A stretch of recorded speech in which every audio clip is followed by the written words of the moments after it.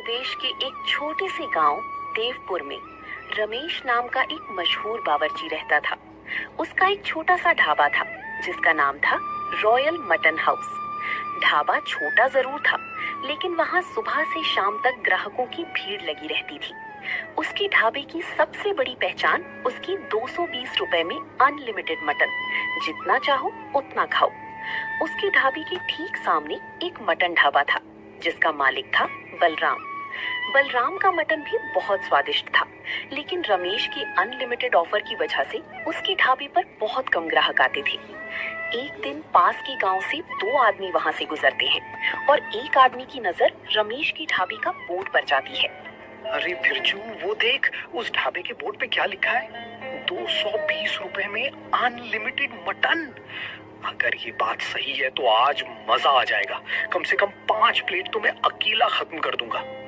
अरे तू 5 प्लेट खाएगा तो मैं 6 प्लेट खाऊंगा।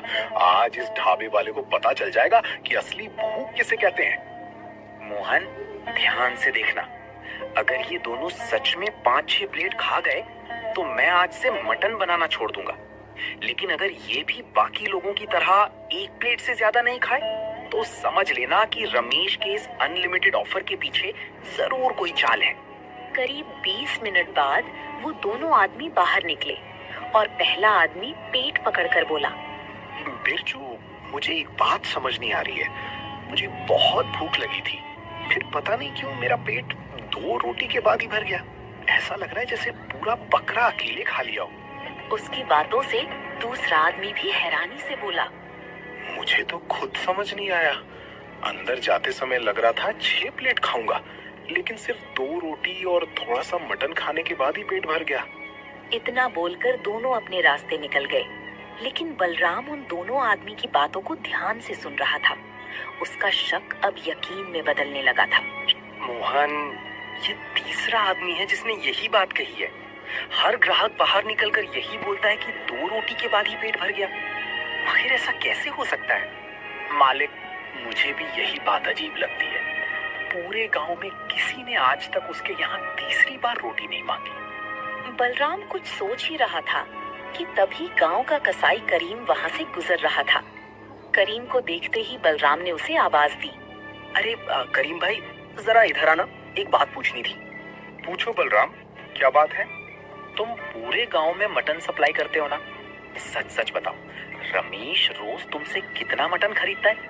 तुम रोज लगभग 20 किलो मटन लेते हो। रमेश मुश्किल से 8 या कभी कभी 10 किलो लेता है। करीम की बात सुनकर बलराम एकदम चौंक गया। क्या वो मेरे से आधा मटन खरीदता है और पूरे गांव को अनलिमिटेड खिलाता है? हाँ बलराम, यही बात तो मुझे भी समझ नहीं आती। मैंने कई बार हिसाब लगाया, लेकिन कभी मेल नहीं बैठा। इतना बोलकर करीम वहां से चला गया, लेकिन बलराम काफी देर तक सोचता रहा। फिर उसने मोहन से बोला, मोहन, अब सिर्फ बातें करने से काम नहीं चलेगा। कल मैं खुद उसके ढाबे में जाऊंगा। अगर कोई राज है तो अपनी आंखों से देखूंगा।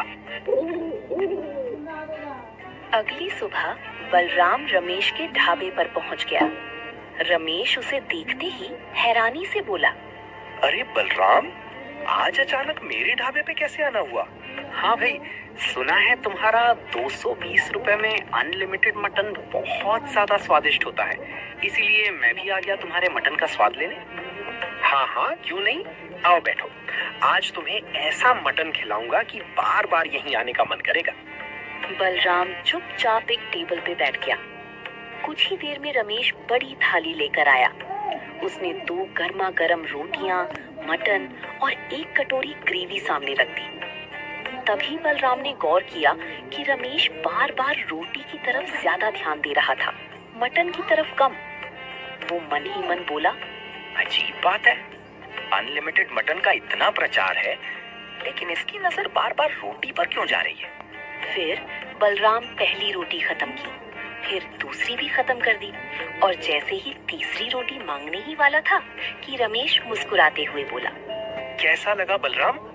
अगर रोटी चाहिए तो अभी लेकर आता हूँ, लेकिन पहले थोड़ा सा ये स्पेशल मसाला वाली ग्रेवी भी खत्म कर लो।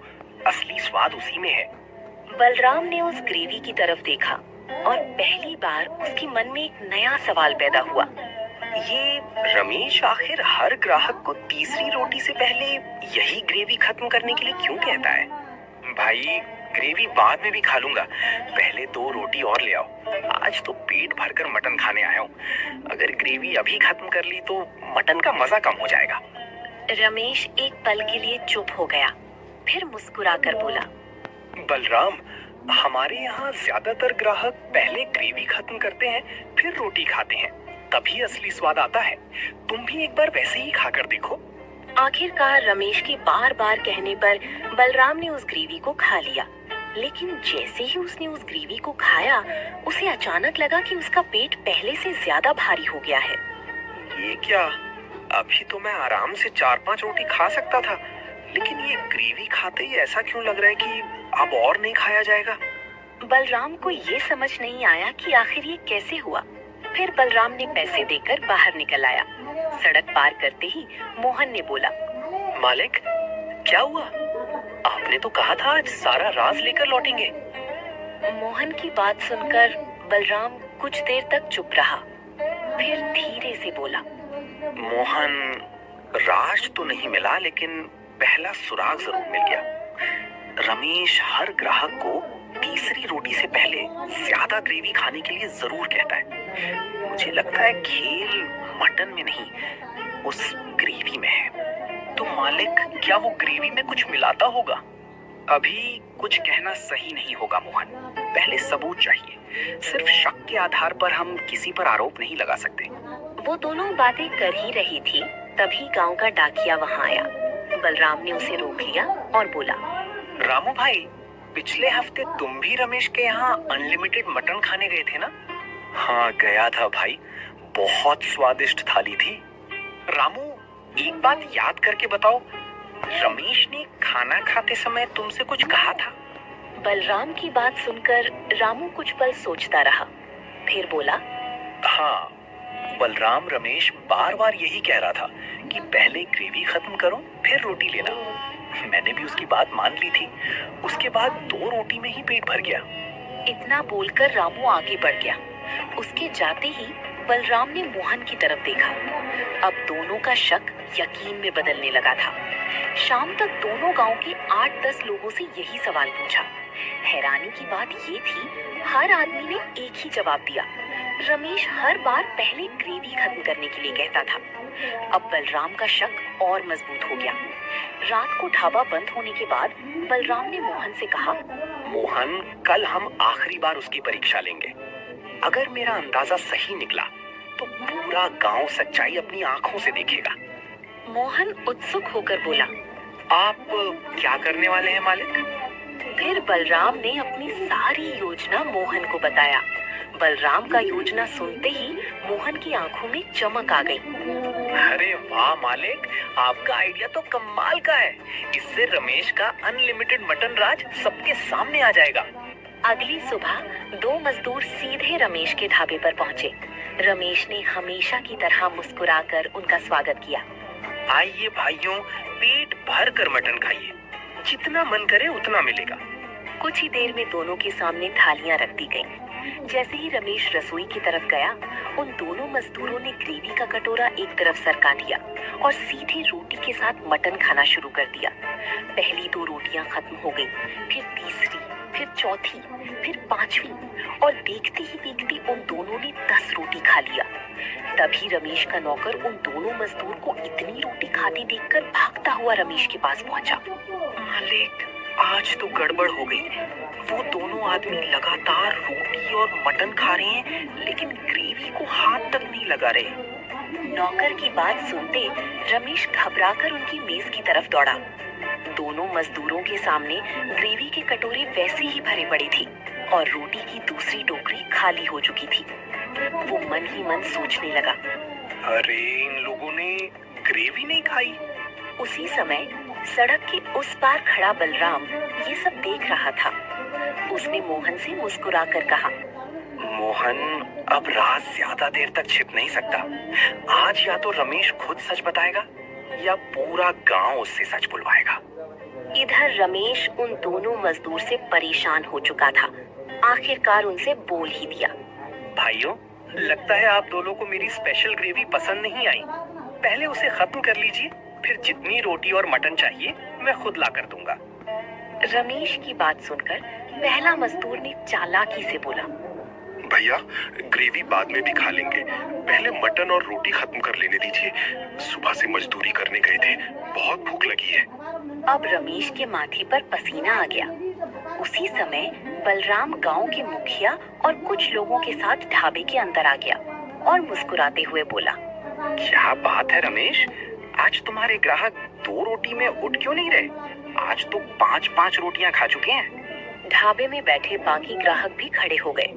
एक ग्राहक बोला, सच में? मैंने तो हमेशा 2 रोटी के बाद ही खाना छोड़ दिया था। आज ये लोग इतना कैसे खा रहे हैं? यही तो मैं पिछले 2 दिन से समझने की कोशिश कर रहा था। जिसने भी यहाँ खाना खाया उससे मैंने सिर्फ एक सवाल पूछा। सबने एक ही बात बताई कि रमेश हर बार पहले ग्रेवी खत्म करने के लिए कहता था।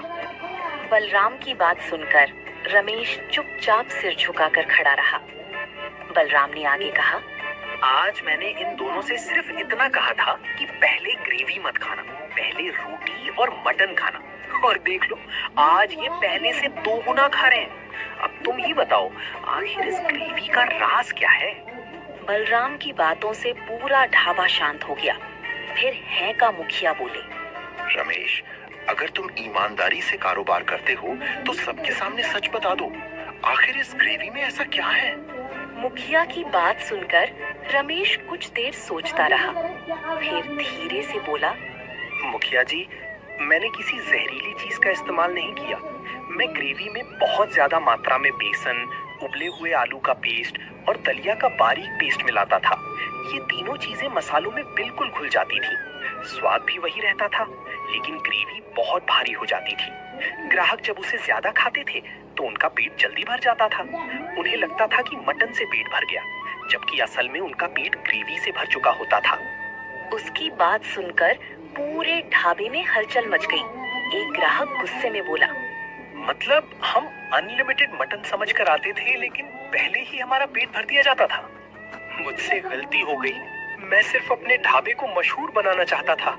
रमेश की बात सुनकर फिर मुखिया बोले, ठीक है रमेश, आज तो हम लोग तुम्हें माफ कर रहे हैं, लेकिन ध्यान रहे आगे से ऐसा कुछ किया तो तुम्हें पुलिस के हवाले कर दिया जाएगा।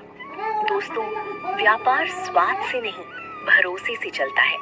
स्वाद ग्राहक को एक बार